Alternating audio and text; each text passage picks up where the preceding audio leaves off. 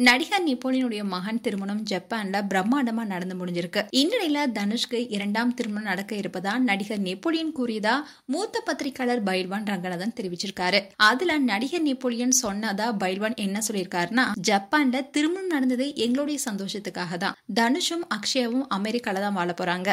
அவங்களுக்கு அமெரிக்க குடியுரிமை தேவை. இதுக்கு சட்டப்பூர்வமா திருமணம் செய்யணும். இந்த திருமணம் அமெரிக்காவில ரெஜிஸ்டர் ஆபீஸ்ல பதிவு செய்யணும். அதுக்காக இரண்டாவது திருமணம் நடைபெற இருக்கு. இந்த திருமணத்தை நான் நடத்தி வைக்க போறேன்னு நெப்போலியன் சொன்னதா சொல்லியிருக்காரு.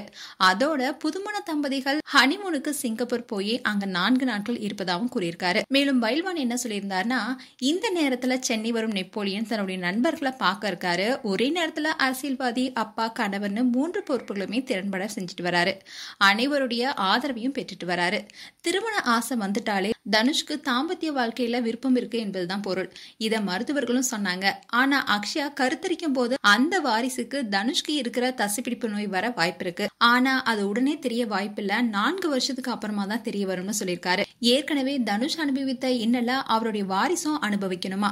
குழந்தை பெற்றுக்கொள்றதுக்கு வாய்ப்பே இல்ல. ஒருவேளை நயன்தாரா மாதிரி குழந்தை பெற்றுக்கணும்னா தனுஷுடைய ஸ்பெர்மை வச்சு கருத்தரிக்க முடியாது. வேறொருத்தருடைய ஸ்பெர்மை வச்சுதான் அக்ஷயா கருத்தரிக்க முடியும். இந்த முறைப்படி குழந்தை பெற்றுக்கொள்ள போறாங்களா, இல்ல வாடகத்தாய் மூலமா குழந்தை பெற்றுக்கொள்ள போறாங்களா, இல்ல தத்தெடுக்க போறாங்களா என்பது எல்லாமே அக்ஷயா தனுஷுடைய விருப்பம். அதே மாதிரி ஒரு உறுதிப்படுத்தப்படாத தகவலும் வெளியாக இருக்கு. மணமகள் அக்ஷயா பேர்ல 200 கோடி சொத்தை நெப்போலியன் எழுதி வச்சிருப்பதாகவும் சொல்லப்படுது. 100 பவுனுக்கு மேல நகை, தங்க கட்டிகளாகவும் நெப்போலியன் தந்திருப்பதாகவும் தகவல் வெளியாக இருக்கு. இது எல்லாத்தையும் அக்ஷயாவுக்கு தந்தா என்ன, தனுஷ்க்கு தந்தா என்ன? அக்ஷயா தரப்படும் சொத்துல தனுஷ்க்கும் பங்கு இருக்கு தானே செய்யுது.